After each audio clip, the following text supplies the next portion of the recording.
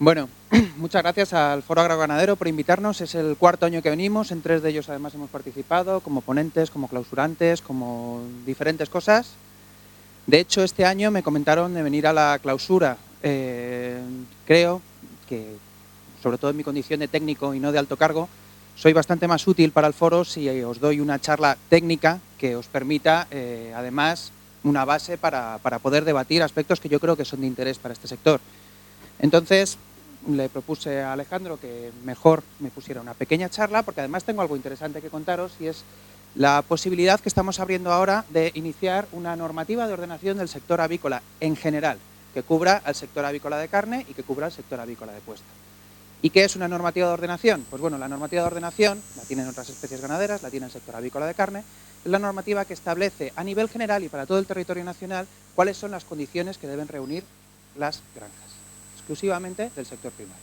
Entonces, es importante porque nos permite establecer un mínimo común múltiplo para todas las granjas que se hagan, para las granjas nuevas, para las granjas existentes, para las ampliaciones, basa sus características legales en la Ley de Sanidad Animal y nos permite además un mejor conocimiento del sector, porque nos permite utilizar definiciones comunes para todo el territorio nacional, nos permite utilizar una clasificación común de la que luego obtenemos esos registros que nos ha enseñado el profesor Buxade en el conocimiento de las explotaciones, y en general nos permite un marco en el que poder establecer unos requisitos mínimos para el sector.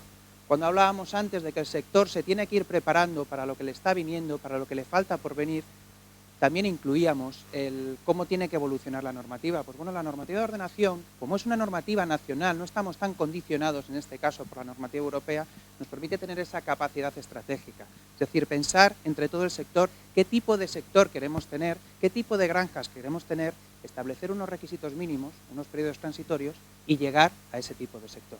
Por eso, dentro de las funciones de nuestra subdirección, estamos intentando darle una vuelta a todas las producciones ganaderas para ver aquellas que tenían normativa de ordenación sectorial, cómo se puede renovar la normativa de ordenación sectorial, y aquellas que no tenían normativa de ordenación sectorial, pues implantarla para tener entre toda la ganadería unas bases comunes de funcionamiento que permitan además un funcionamiento homogéneo en todo el territorio nacional, porque el hecho de no tener normativa de ordenación nacional no significa que las comunidades autónomas no establezcan requisitos a las granjas, ¿verdad? Entonces, si tenemos unas condiciones comunes para todo el territorio nacional, evitaremos esos altibajos que hay a menudo en distintos territorios, comunidades autónomas donde es más fácil hacer una granja que en otras, y establecemos unos requisitos que son comunes para todos. Hoy no quiero hablaros, porque además ya os he dicho que estaréis cansados y no es momento, del contenido de la norma, sino más bien de qué es lo que motiva la norma, qué son las líneas maestras que queremos en una norma de este estilo y por qué os lo quiero plantear, para plantear en particular ese debate, o sea, hacia dónde queremos llevar la norma, cuáles son los requisitos obligatorios que vamos a tener que aplicar impepinablemente, pues por coherencia con otras normas o porque son requisitos comunitarios, y qué requisitos pues están abiertos a un debate y podemos, entre todo el sector, incorporar para tener un sector que se adapte muy bien a los desafíos del futuro. Hablábamos entonces que entre las principales motivaciones para hacer una normativa de este tipo está que la avicultura de puesta no tiene normativa de ordenación sectorial, y lo que es peor, la avicultura de carne sí que la tiene, y eso genera unos ciertos desequilibrios. Nosotros lo sufrimos como legisladores porque nos llegan muchas preguntas, pero vosotros los sufrís como administrados porque, pues, por ejemplo, en los requisitos de ubicación, tú tienes claramente definido en la normativa de avicultura de carne cuáles son los requisitos, dónde tienes que poner una granja, a qué distancia y cómo se miden esas distancias. Eso no está en la avicultura de puesta. Pero se le aplica de forma subsidiaria, porque cuando tú estableces distancias en el Real Decreto de Avicultura de Carne, las estableces también para especies epidemiológicamente relacionadas, y lógicamente esto es gallus gallus, o sea que estamos hablando de la misma especie. Entonces tú tienes que cumplir las distancias del Real Decreto de Avicultura de Carne, pero no se han hecho pensando para ti. Entonces eso genera una serie de desequilibrios que para nosotros creemos que es mucho más coherente hacer una normativa de ordenación sectorial que cubra todo el sector avícola. Y no hablamos ya solo de gallus gallus, estamos hablando de todo tipo de especies avícolas. También para los retos que vienen en el sector.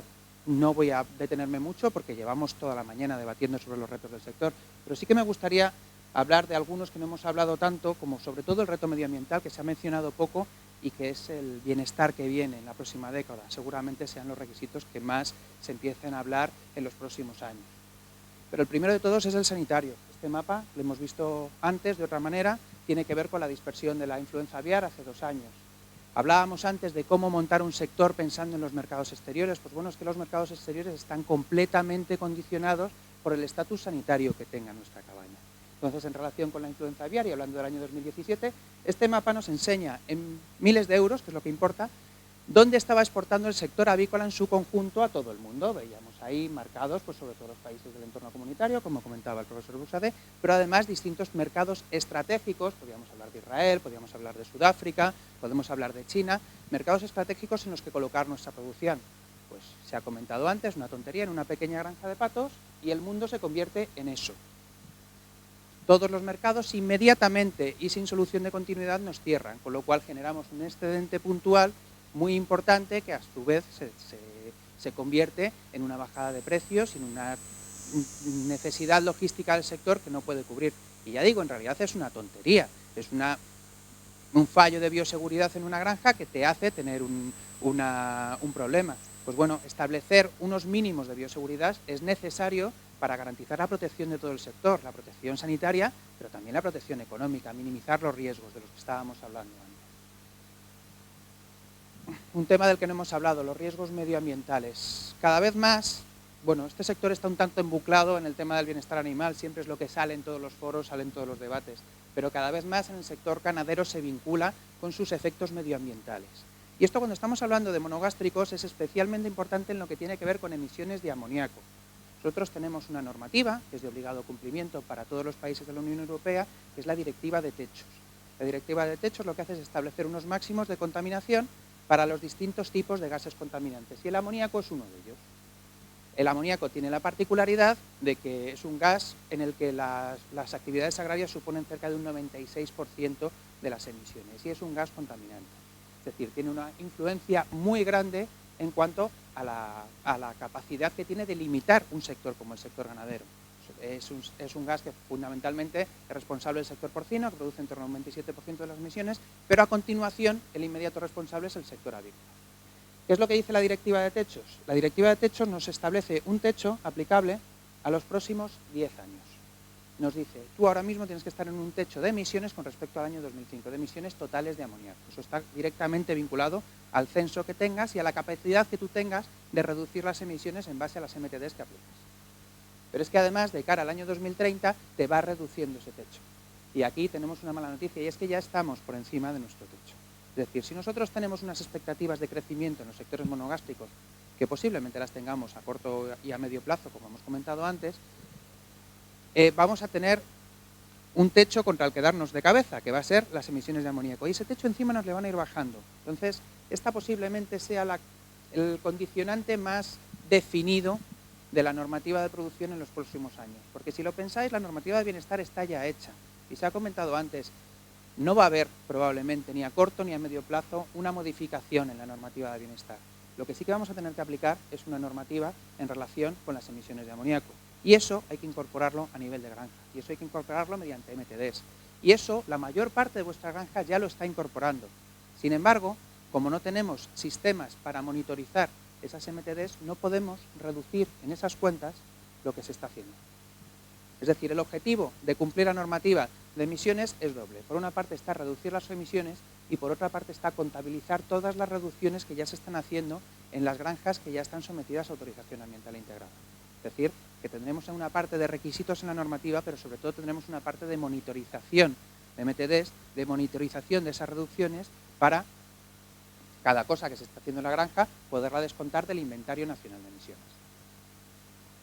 La otra consecuencia, no me detendré mucho porque de mercado sí que hemos hablado mucho, es la propia evolución del sector. Esta gráfica nos viene a mostrar cómo ha evolucionado el porcentaje de censo alternativo en avicultura de puesta en los últimos años y cómo sobre todo en los 2 últimos años se ha disparado el porcentaje de producciones y sistemas alternativos. Así como reflexión, esto lo que nos viene a decir es que prácticamente la totalidad de las granjas nuevas que vamos a tener en el futuro van a ser granjas alternativas.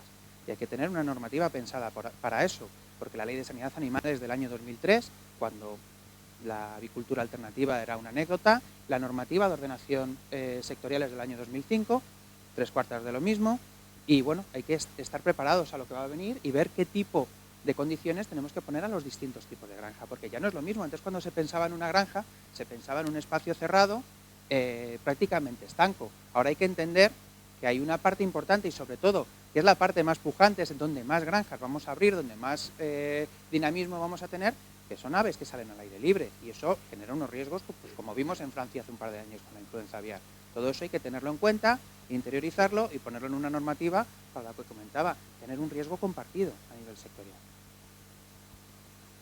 Además, pues bueno, a nivel del Ministerio, como ya sabíamos que teníamos que estar trabajando en este tema, os diré, yo mismo llevamos bastante tiempo ya trabajando en la normativa de ordenación sectorial en el sector porcino, que modifica la del año 2000, lo mismo, porque el sector porcino ha cambiado mucho en los últimos 20 años.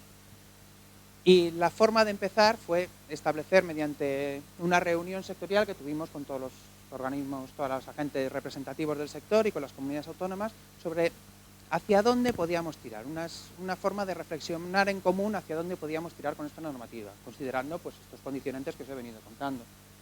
Y algunas de las conclusiones que salieron de aquella jornada, que hicimos en noviembre del año pasado, era que, en primer lugar, era necesario hacer una revisión de la normativa de ordenación sectorial y que recogiese todo el sector avícola. También era necesario incluir excepciones para los distintos tipos de explotaciones. Aquí hemos puesto autoconsumo, explotaciones reducidas, pero también hay que establecer condiciones diferentes para los distintos modelos productivos, para las distintas especies avícolas, para las distintas orientaciones zootécnicas. Teníamos que mejorar la clasificación de explotaciones para tener un mejor conocimiento del sector. Ahora que el sector tiende a ser más alternativo, vamos a intentar conocer mejor la dimensión de esas granjas, dónde se ubican, cómo se pueden colocar, qué requisitos de ubicación tienen. Todo eso es muy necesario para prever los riesgos que podemos tener asociados a un sector que cada vez tiende a que las granjas que se abran sean más bien pequeñas y más bien alternativas, que es algo que no ocurría antes. Las declaraciones censales, también una forma de conocer el sector, cómo se hace la declaración del ganadero, cuándo se hace, en qué términos se hace y cómo eso nos permite conocer mejor el sector. Y la importancia de las cuestiones medioambientales. Ya digo, este es un debate que todavía no le ha tocado mucho a este sector, que está tan metido en el debate del bienestar, pero que no deja de ser un ruido que amenaza al sector. En el sector porcino le acompaña cada día, y en este sector, a medida que se puedan ir abriendo granjas nuevas, pues se podrá ir encontrando pues con esas plataformas que están en contra de la ganadería intensiva y que no lo hacen tanto por cuestiones de bienestar animal, sino por cuestiones medioambientales, por cómo afecta eso al suelo, cómo afecta eso al aire, y eso es muy importante, sobre todo cuando tenemos en cuenta que nuestro nivel de emisiones está por encima de lo permitido. Es decir, vamos a hacer los deberes primero en lo que tenemos y así podemos aportar elementos a ese debate.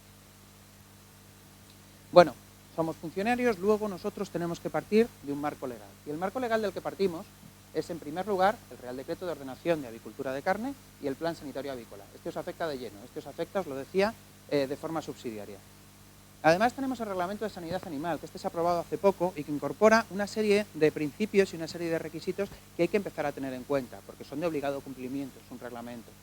Y tenemos el Real Decreto que transpone la ley de control integrado de la contaminación, que es el que nos viene a transponer la directiva de techos. Es la que viene a decir, en España tenemos que hacer un esfuerzo en reducir los niveles de amoníaco. Y afortunadamente, y remarco el afortunadamente, no se meten medidas concretas para los distintos sectores. ¿Por qué? Porque este es un decreto del Ministerio de Medio Ambiente. Si un decreto del Ministerio de Medio Ambiente se lía a poner requisitos al sector ganadero, daros por... bueno, ya me entendéis.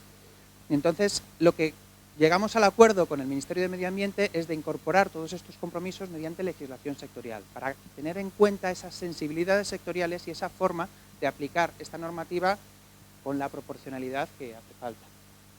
Tenemos otras cuestiones, tenemos las recomendaciones del Consejo de Europa con respecto al bienestar de las aves. Este decreto no viene a incorporar requisitos de bienestar animal para las especies que ya tienen su normativa, las gallinas ponedoras y los pollos de carne, pero hay determinadas especies, prácticamente pues todas las demás, y además en lo que tiene que ver con la avicultura de carne y la avicultura de puesta, las reproductoras, que no están cubiertas por la normativa de bienestar animal. Y entonces, de manera subsidiaria, incorporamos los requisitos de bienestar animal a nivel nacional mediante las recomendaciones del Consejo de Europa, que son de obligado cumplimiento, y mediante la normativa nacional. Por último, tenemos también el Plan Nacional de Control de Calidad del Aire, que es el plan de acción que viene a reducir los niveles de contaminación. Es el mismo que se está aplicando pues, para cerrar Madrid Central, por ejemplo. En realidad tú tienes que establecer medidas para ir bajando la contaminación allí donde no estás cumpliendo tus compromisos, y uno de esos sectores es el sector ganadero, con las emisiones de amoníaco. Pues ahí estamos. Del Real Decreto que hagamos, que será el que se establezca las normas básicas de ordenación de las explotaciones avícolas, aprovecharemos para cargarnos estos dos, el de ordenación de avicultura de carne y el plan sanitario avícola. Es decir, habrá requisitos sanitarios del plan sanitario avícola que incorporaremos en esta norma, y otros que directamente nos carguemos porque están ya muy superados por la normativa que ha venido después, en concreto por el Reglamento de Sanidad Animal.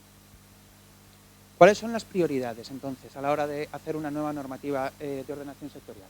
Pues bueno, hay determinadas cosas a las que le queremos dar un impulso, lo he venido mencionando. En concreto hay dos: la bioseguridad, por lo que comentábamos antes. Si establecemos una red de seguridad que nos proteja de los sustos, tiene que ser lo suficientemente homogénea para que estemos de verdad protegidos, porque si no, al final, una red de seguridad no se viene abajo por su punto más fuerte, se viene abajo por su punto más débil, y su punto más débil pues pueden ser determinados modelos de explotación en los que no hayamos puesto el foco actualmente.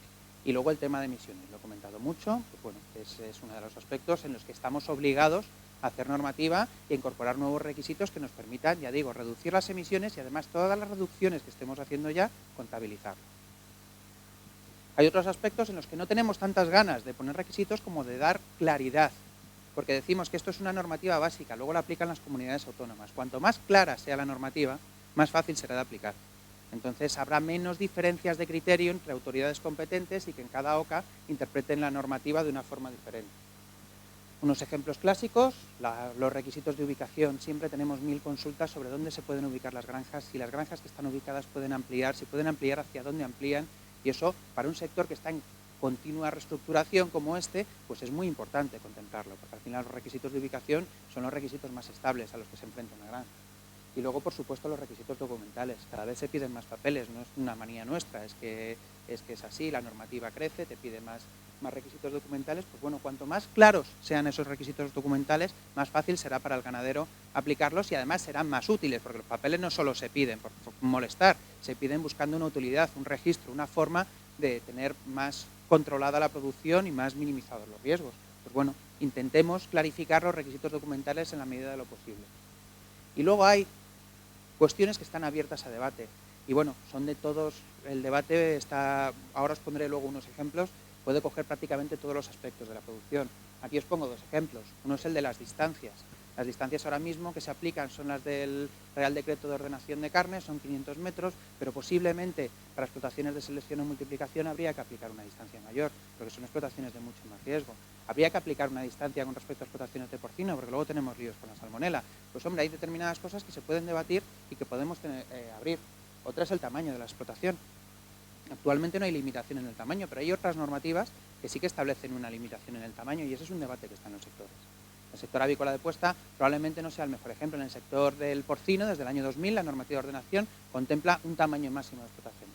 El sector se ha acostumbrado a vivir con ese tamaño, y de hecho, cuando le hemos planteado la modificación en los últimos años, no han querido tocar los tamaños que están, porque es una forma de garantizar pues, que no te llegue un agente muy agresivo, te haga unas granjas muy grandes y te afecte a tu imagen, te afecte a tu nivel de riesgo, ese tipo de cosas. Pues bueno, es otro de los aspectos en los que estamos abiertos a cualquier debate que se quiera plantear. Pues bueno, a partir de estas prioridades, ¿cuáles son los principios con los que deberíamos intentar establecer una normativa? Pues bueno, hay un primer principio, que es el principio de responsabilidad. Es decir, de determinar claramente en una granja quién es responsable de qué. Eso facilita mucho la toma de decisiones y además nos va a permitir aplicar los distintos apartados que tiene el Real Decreto. Luego os pongo un ejemplo. El principio de autocontrol y el principio de supervisión son principios que vienen aplicándose en toda la industria alimentaria desde los tiempos del paquete de higiene, y es muy importante además incorporarlos a la producción primaria, porque es una forma de reducir los riesgos desde donde se produce. Estamos hablando de un sector que está completamente profesionalizado y el principio de autocontrol lo tiene más que superado. Pues lo que tiene que hacer la normativa es recoger perfectamente cuáles son esos procedimientos de autocontrol y que cada operador sea responsable de la seguridad de su empresa alimentaria, como se establece en toda la cadena, alimentaria. Y luego el principio de proporcionalidad. La normativa en general no podemos entrar como un elefante en una cacharrería y hay que intentar que se adapte a las distintas realidades que tiene el sector, y este sector cada vez es más diverso. Entonces, es una responsabilidad de una nueva normativa pues no establecer requisitos que sean incumplibles para una parte importante de la producción. Bueno, os decía, ¿cómo aplicamos cada uno de los principios? Pues el principio de responsabilidad lo que hacemos es establecer en la normativa las responsabilidades para el titular de la explotación y el titular de los animales, que no siempre es el mismo. No pasa tanto en el sector avícola de puesta, pero pasa mucho en el sector avícola de carne, que es un sector eminentemente integrado. Hay responsabilidades compartidas entre la integradora y el titular de la granja. Y eso se tiene que establecer, bien establecido en la Ley de Sanidad Animal, pero además se tiene que establecer un reparto en el propio Real Decreto para dejar claro quién es responsable de qué.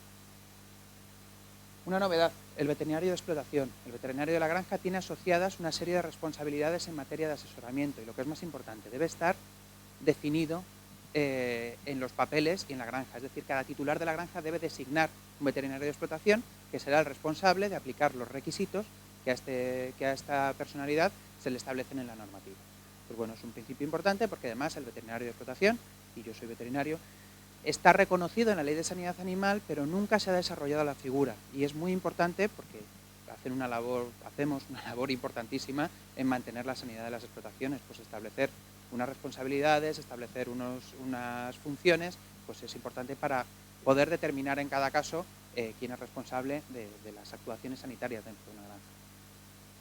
Y luego responsabilidades para el personal de la granja, claro que sí. Todas las personas que tienen contacto con los animales, en general, tienen una responsabilidad, y en el decreto sobre todo lo estableceremos en materia de formación. El titular de la granja tiene que dar formación a todo el personal que esté en contacto con los animales.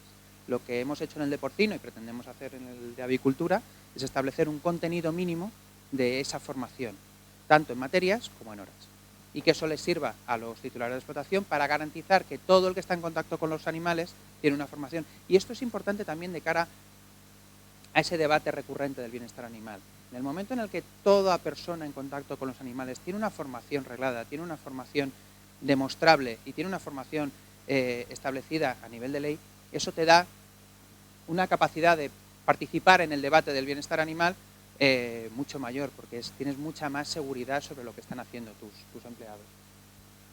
El principio de autocontrol y supervisión lo establecemos mediante unas nuevas siglas que nos hemos inventado, que es el SIGE, el Sistema Integral de Gestión de Explotaciones. Esto lo que viene a ser es un protocolo de actuación de todos los parámetros de la granja. Las granjas de avicultura de carne están obligadas a hacer un programa sanitario, pues esto es una multiplicación del programa sanitario para el resto de cosas. Es parecido a la PPCC que se utiliza en la industria alimentaria, pero adaptado a la producción primaria. Tiene que ver con la definición de responsabilidades y personal, con la determinación del veterinario de explotación, con establecer un plan de reducción de emisiones, con establecer un plan de uso responsable de antibióticos, con establecer medidas sanitarias, un plan de limpieza y desinfección. Es una serie de planes que van todos protocolizados de manera que todos los protocolos de la granja estén por escrito y estén a disposición de la autoridad competente si los tiene que verificar. Todo esto además tiene un sistema de determinación que nos viene de la Ley de Sanidad Animal, del Reglamento de Sanidad Animal Europeo, que es el plan de visitas zoosanitarias. Esto es un protocolo de autoinspecciones que se hace el titular de la granja para saber que está cumpliendo lo que ha puesto en los papeles. ¿Y quién hace esto? Pues en lo que tiene que ver con los requisitos sanitarios, el veterinario responsable.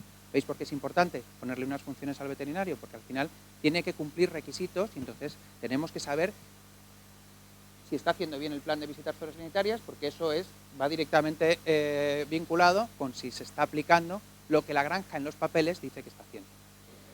Y este control ocurre también en el sistema contrario. La autoridad competente tiene capacidad de, como conoce el plan de visitas zoosanitarias y conoce el SIGE porque tiene acceso a los dos sistemas, pues puede verificar que el autocontrol de esa granja esté funcionando bien. Luego está el principio de proporcionalidad, que ya digo que es muy importante cuando haces una normativa de ámbito nacional. Eso nos implica distinguir entre requisitos para granjas nuevas y para granjas existentes. Evidentemente no es lo mismo un coste de amortización a largo plazo para una inversión nueva que hacer una obra e incorporar nuevos requisitos. Evidentemente no se pueden aplicar los mismos requisitos para granjas nuevas que para granjas existentes. También hay que distinguir entre granjas pequeñas y granjas grandes, porque el riesgo de unas y de otras es diferente, en intensidad y en tipo de riesgos son diferentes. Y también hay que distinguir entre granjas con salida libre y granjas confinadas, porque los requisitos de bioseguridad son diferentes. Ni mejores ni peores, hay que establecer requisitos diferentes. Entonces, pues bueno, habrá que establecer entre todos requisitos que se adapten a todo esto. Esto para los requisitos sanitarios y para los requisitos medioambientales también. Sobre todo la dimensión tiene mucho que ver con el tamaño de la granja que tienes. El riesgo sanitario es el mismo, porque si tienes un brote de una epizotia en una granja pequeña, te cierran todo el país. Sin embargo, las emisiones están directamente relacionadas con el censo. Tiene mucho más sentido, siguiendo la proporcionalidad, apretar en granjas que tienen ya un elevado censo y que además están sometidas a autorización ambiental integrada, con lo cual implantar MTDs lo llevan de serie, que en granjas pequeñas, que al final su influencia a nivel de emisiones es muy pequeña. Y, por supuesto, hay que establecer unos periodos transitorios para dar tiempo a que toda la normativa se pueda aplicar en un plazo razonable y siempre pues, cumpliendo los plazos que nos marca la normativa europea para las cosas que hay que aplicar, y estableciendo plazos distintos pues, entre requisitos estructurales que implican una obra y que lógicamente requieren un plazo transitorio más alto, requisitos documentales que hay que entender y que necesitas un plazo pequeño, y requisitos de funcionamiento que prácticamente se pueden aplicar al día siguiente de que entre en vigor la norma. ¿Cómo diferenciamos estos requisitos? En concreto en las explotaciones según tamaños, pues bueno, hay que distinguir cuatro tipos de granjas. Las primeras son explotaciones de autoconsumo, son explotaciones pequeñas y que además no comercializan su producción. Entonces los requisitos que tendrán serán pequeños. Necesitarán registros porque hay que tenerlas localizadas, necesitarán un control de movimientos porque si mueven aves a otras explotaciones pues ya están dentro de un circuito comercial y tienen su riesgo.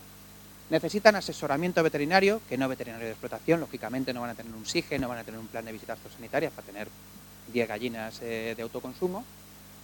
Y necesitan unos requisitos básicos de bienestar animal, porque la normativa de bienestar animal se aplica a explotaciones de más de 350 gallinas, pero la normativa general de bienestar animal se aplica de manera subsidiaria al resto de explotaciones. Hay un segundo nivel que son las microexplotaciones. Esto lo llamamos explotaciones pequeñas, pero que sí que comercializan su producción. Entonces ya los riesgos son otros. En primer lugar, bueno, por supuesto, tienen registros, tienen movimientos, tienen asesoramiento veterinario, igual que las de autoconsumo, y tienen requisitos de bienestar. ¿Qué le incluimos? Requisitos de ubicación.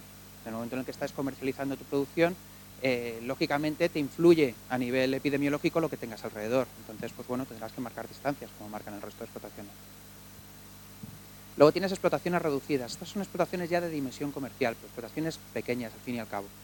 Entonces, a nivel sanitario no tienen grandes excepciones, porque lo hablábamos antes. Un brote de una enfermedad de declaración obligatoria lo es en cualquier explotación. Entonces, a nivel sanitario, más o menos las condiciones de bioseguridad van a tener que ser las mismas. Serán más fáciles de aplicar en estas explotaciones. Pero eso sí, están exceptuadas de aplicar la normativa medioambiental en lo que tenga que ver con reducción de emisiones. ¿Por qué? Porque nos hemos hecho nuestras cuentas.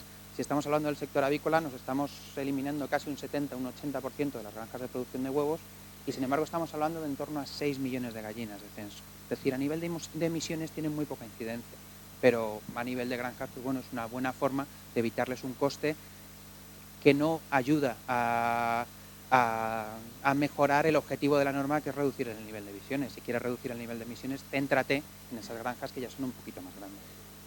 Bueno, y por último, tienes el resto de granjas que evidentemente tienen que cumplir todo el paquete normativo.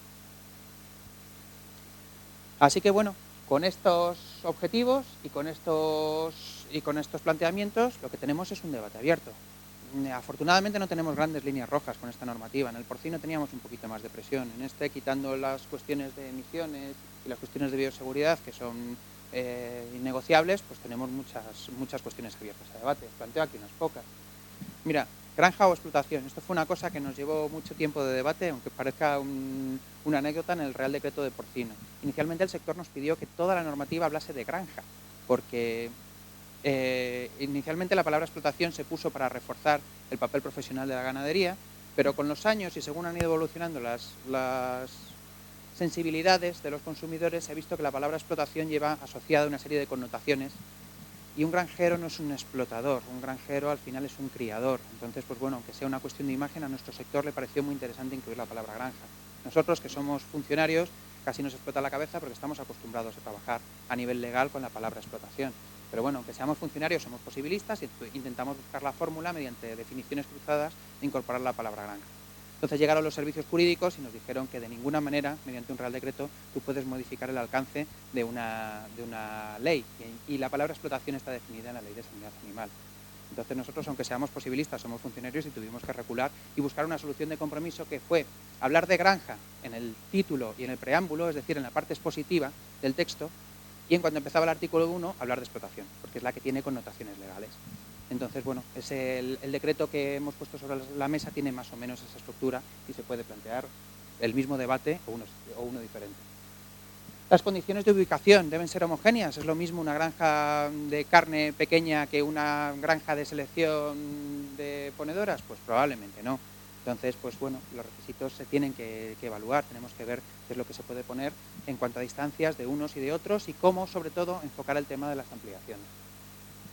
Clasificación por tamaños, pues bueno, esta es una posibilidad. El Real Decreto de Porcino tiene una clasificación por tamaños. Eso nos permite un gran conocimiento del sector porque podemos ver en qué tramos de tamaños están creciendo las granjas. Nosotros en el sector avícola es más fácil porque hay menos, pero bueno, también es una buena fórmula para tener un conocimiento del sector. Y algo que está asociado a esto, ¿se establece un tamaño máximo de granja? Pues el porcino la tiene, sabemos que el sector avícola de carne nos lo va a plantear, posiblemente en el sector avícola de puesta sea peor idea, porque el volumen de granjas actuales que tenemos ya son granjas muy grandes. Establecer un tamaño tan grande como tamaño máximo va a quedar un tanto desproporcionado con las 864 UGMs que estamos pidiendo en porcino, por ejemplo. Pero bueno, ya digo, estamos abiertos a cualquier debate y lo que nos quiera proponer el sector. Las MTDs se establecen de forma obligatoria para esa reducción de emisiones o establecemos un porcentaje de reducción. Pues bueno, aquí nosotros optamos por un enfoque abierto. Tú tienes que reducir las emisiones un 25, un 40, un 50% y tú decides mediante las MTDs que aplicas cómo llegas a ese porcentaje de reducción.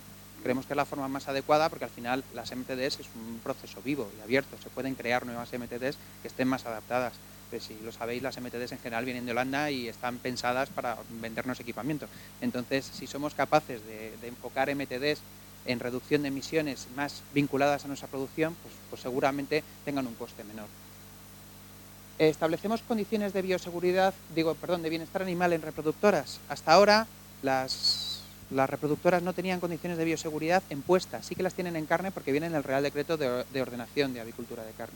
Entonces ahora entramos en ese debate. ¿Debemos establecer unas condiciones homogéneas para las reproductoras? ¿Perderíamos competitividad con el resto de países si establecemos unas condiciones de densidad? ¿Podemos permitirnos el hecho de no poner ninguna condición de bienestar animal y asumir la contestación social que nos pueda crear eso? Pues bueno, también son elementos para el debate. ¿Cuáles son las responsabilidades del veterinario de explotación? En porcino hemos tenido bastante polémica con este tema, pero bueno, las tenemos ya muy definiditas, o sea que no creo, espero que no nos dé mucha guerra en este Real Decreto. Los métodos y momentos para la declaración censal. Tenemos, en la avicultura de puesta no hay mucho problema, pero en carne esto es un sin Dios porque cada uno comunica el censo de una forma distinta y los números que tenemos de rega no nos valen para nada. Entonces, pues bueno, queremos intentar simplificar la declaración censal todo lo que podamos para tener una imagen clara del sector en el momento en el que se hace la declaración censal. Los requisitos de las explotaciones de autoconsumo, las microexplotaciones, las explotaciones reducidas, pues aquí hay mucho debate que tener. Primero, ¿qué requisitos tiene que tener cada grupo de granjas de este que os he comentado? Y luego, una cosa muy importante, ¿qué tamaños le ponemos a ese tipo de explotaciones? Es decir, ¿cómo determinar que una granja con 150 gallinas tenga que cumplir unos requisitos y con 151 no? Eso siempre te genera una cierta polémica y en la medida en la que podamos fijar entre todos los distintos tamaños y qué requisitos se le aplica a cada uno, pues bueno, tenemos posibilidades de desarrollar un sector segmentado como el propio mercado. ¿Qué mecanismos se establecen de coordinación entre las comunidades autónomas? Un clásico de la cooperación administrativa. Pues bueno, nosotros en el de porcino, por ejemplo, hemos planteado una mesa que se reúna obligatoriamente todos los años y en la que podamos evaluar con las comunidades autónomas qué cuestiones tienen para la aplicación de esta normativa. Posiblemente podamos aprovechar la misma mesa o una mesa igual con distinto nombre para seguir el cumplimiento de esta normativa también. Las condiciones de confinamiento de las aves también posiblemente sea el factor detonante de que nos hayamos puesto con esta normativa. Cuando en 2017 pues las autoridades de Cataluña que tuvieron que lidiar con el brote de influenza aviar vieron que no tenían elementos legales para obligar a según qué explotaciones a encerrar, a confinar a las aves. Entonces, esto supone un agujero en el estatus sanitario de todo el país bastante importante y creemos que es importante determinar cuáles son las condiciones de confinamiento, cómo se establecen y cómo las hacemos para que cumplan todos los requisitos legales. Ponemos pediluvios, ¿valen para algo? son necesarios lavar las ruedas de los coches, hacemos directamente que los coches no entren en las granjas, pues bueno, es un debate que a lo mejor podemos tener, porque yo creo que a nivel sanitario pues hemos podido aprender todos del funcionamiento de estos mecanismos.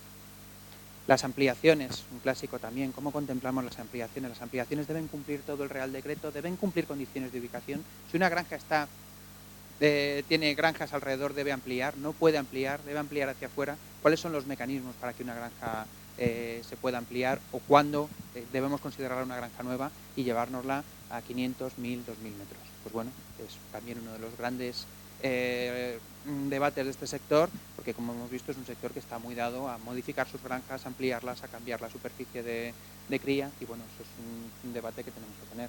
Vestuarios, hay que incorporar paso obligatorio a los vestuarios, pero ¿cómo ponemos vestuarios en las granjas con salida al aire libre? ¿Los ponemos en algún sitio? ¿No los ponemos? Pues bueno, ya digo, en general son cuestiones, prácticamente todo el Real Decreto, quitando esas líneas rojas que os he comentado al principio, está abierto a cuestiones y afortunadamente, dado el momento político en el que estamos, no tenemos grandes presiones ni de tiempo ni de actividad. Entonces yo creo que es un momento bueno para plantear a nivel sectorial hacia dónde queremos llevar el sector con esta normativa.